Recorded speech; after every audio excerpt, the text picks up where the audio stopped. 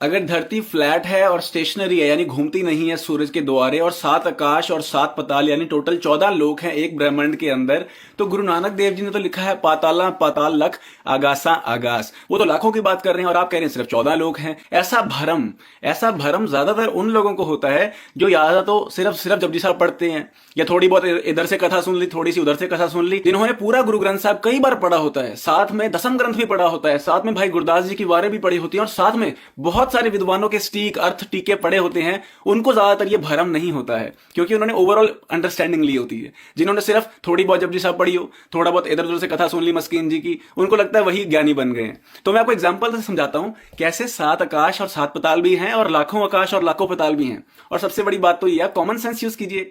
1 2 3 4 5 6 7 होंगे, फिर 8 9 10 11 12 13 14, फिर 15 16 17 18 19 20 21, फिर जाके कभी लाखों में पहुंचोगे ना। अगर आप कह रहे हो 7 ही नहीं है तो लाखों कहां से पहुंचोगे? पहले 7 होंगे, फिर 14 होंगे, फिर 21, फिर 28, फिर 33, फिर 42, जाके बढ़ते बढ़ते लाखों तक गिनती पहुंचेगी।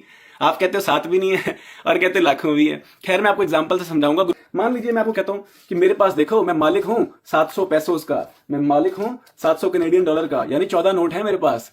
सही बात है क्योंकि इस कमरे के अंदर इतने ही नोट है, पर अगर मैं बाकी सारे कमरों के अंदर जितने पैसे रखे हैं, मेरा बैंक बैलेंस सब कुछ ऐड कर दूंगा तो वो लाखों बन जाएंगे। लाखों डॉलर है मेरे पास। समझ रहे हो बात को? अब मान लो मैं सारे कमरों से सारे नोट इकट्ठे कर लूं तो अमाउंट तो बहुत बड़ा हो जाएगा ना। अब डॉलर भी आ गए, यूएस के कैनेडियन भी आ गए, मैक्सिको के पेसोस भी आ गए, कोलोनोस भी आ गए, दुबई के दिरहम भी आ गए, इंडिया के रुपीस भी आ गए, ठीक है ना। सारे कैनेडियन डॉलर इकट्ठे कर लूं तो लाखों में अमाउंट पहुंच जाएगा। इसी तरह जब हम अपने ब्रह्मांड की बात करते हैं तो 7 आकाश 7 पताल यानी टोटल मिला के 14 लोग हैं। फिर जब सारे ब्रह्मांडों को जोड़ देते हैं तो फिर लाखों आकाश पताल करोड़ों में पहुंच जाते हैं। लाखों में नहीं, करोड़ों में पहुंच जाते हैं। कई कोट आकाश ब्रह्मांड।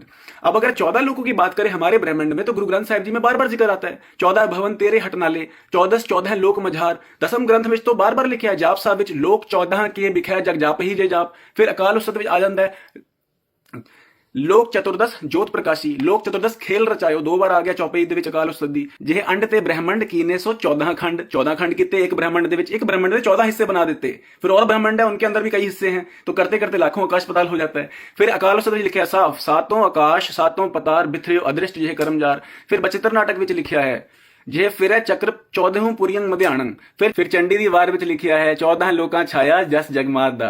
24 अवतार में आता है 7 आकाश पतालन सातन फैल रहे हो जस नाम इसी को। फिर चरित्रोपख्यान चौपाई साहब विच आता है तुम हो पुरी चतुर्दश कंता। भाई गुरदास जी की वारों में लिखा हुआ है 7 आकाश पताल के बारे में। तो बार बार जिक्र आ रहा है। ये बेसिक बात ज्यादातर उन लोगों को समझ नहीं आती जिन्होंने या तो सिर्फ जपजी साहब पढ़ी होती है या थोड़ी बहुत कथा इधर उधर से सुनी होती है, लेकिन पूरे ग्रंथों का अध्ययन नहीं किया होता। सो प्लीज टिप्पणी करने से पहले अपना ज्ञान बढ़ाओ, क्योंकि जो लोग मेरे पे टिप्पणी कर रहे हैं वो अपनी पोल खुद ही खुलवाने वाले हैं।